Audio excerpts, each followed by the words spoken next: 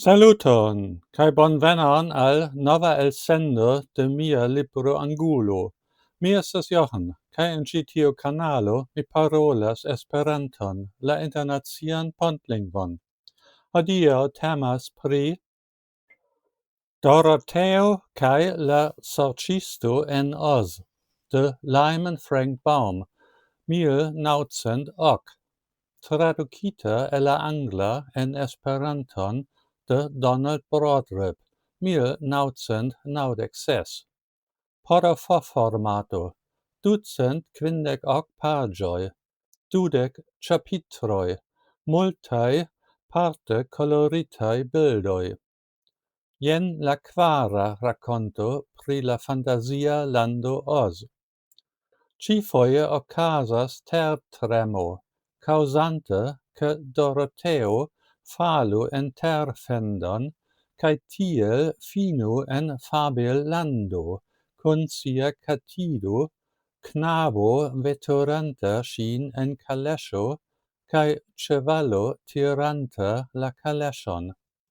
Kiel kutime en fabellando, la bestoj tuj povas paroli. Aliĝas al ili la sorĉisto el la unua volumo, kiu falis teren dum vojaĝado en balono. Kune ili spertas plurajn aventurojn. Unue ili renkontis vegetaĵajn estaĵojn, kiuj vivas en vitra urbo farita el vitraj domoj, kaj bedaŭrinde tute ne ŝatas homojn aŭ bestojn. Fuĝante de tie, ili renkontas nevideblajn homojn, kiuj estas sufiĉe amikaj, sed estas ankaŭ nevideblaj ursoj, de kiuj la voĉojantoj devas fuĝi. Poste ili renkontas lignajn flugantajn estaĵojn, kiuj estas same malamikaj, kaj poste junajn drakojn.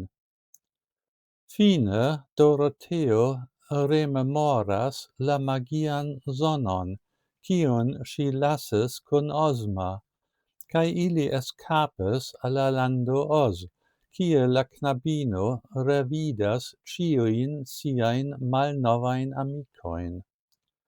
Kompreneble, la rakonto finiĝas per la reveno al la reala mondo, kaj por Doroteo kun sia kato, kaj por la knabo kun sia ĉevalo.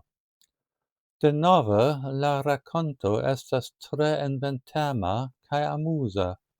Do, se vi ŝatas legi pli pri mirinda lando Oz, bone, jen ĉio por hodiaŭ. Dankon pro via pacienco kaj ĝis la revido. Kaj ne forgesu, abonu mian kanalon, por ke vi ne maltrafu mian sekvan filmeton. Ĝis!